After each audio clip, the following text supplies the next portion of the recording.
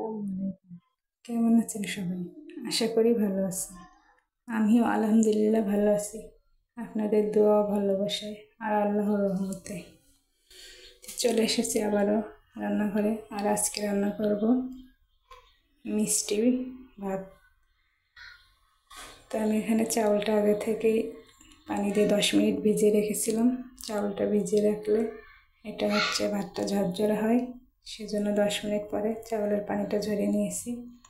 আর লাগবে বাদামটা টেলে এটাকে খোসা ছাড়িয়ে নিয়েছি। তো একটা পাতিলায় আমি পেঁয়াজ ভালো করে ভেজে বাদামি আকার ধারণ করলে আদা রসুন বাটা গোটা গরম মশলা দিয়ে ভেজে নিয়েছি। তারপরে এখানে চাউলটা দিয়ে চাউলটাকে ভালো করে ভেজে নিয়েছি। চাউলটা ভাজা শেষ হয়ে গেলে এখানে আমি পানি ও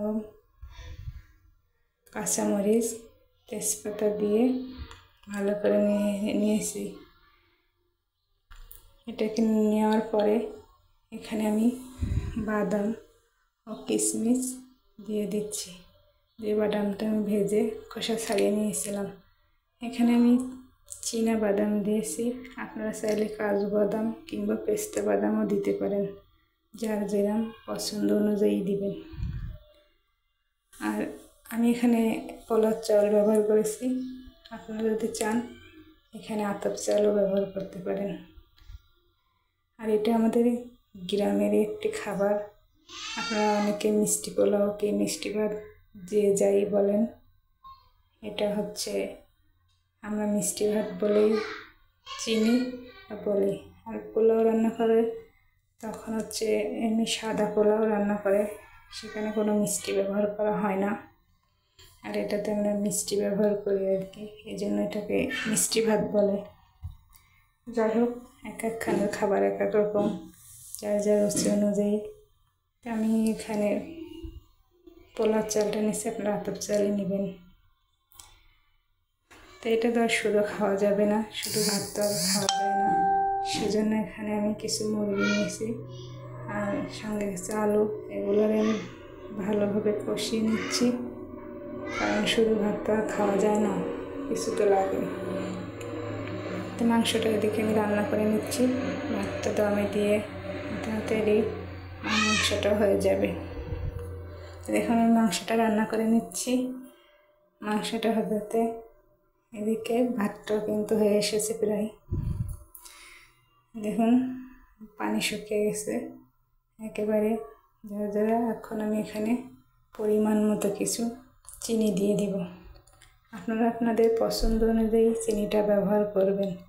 যদি মিষ্টি বেশি খান সেক্ষেত্রে মিষ্টি বেশি দিবেন, আর যে মিষ্টি কম খান সেখানে মিষ্টি দিবেন না।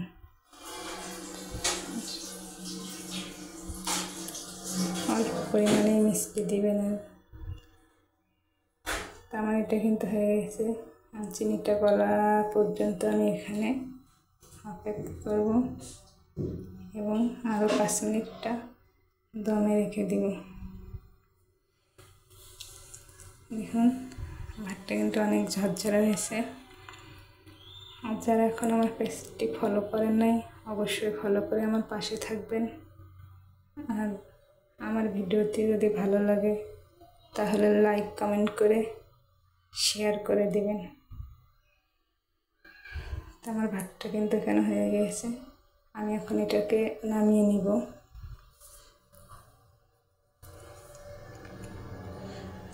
যে দেখুন কত সুন্দর এটা ঝরঝরে হয়েছে। আজকে এই পর্যন্ত, পরবর্তী আবার কোনো ভিডিওতে দেখা হবে। আর অবশ্যই আমার পাশে থাকবেন, লাইক কমেন্ট করবেন।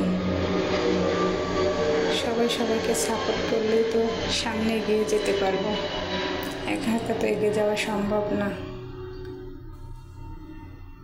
আল্লাহ হাফেজ, আসসালামু আলাইকুম।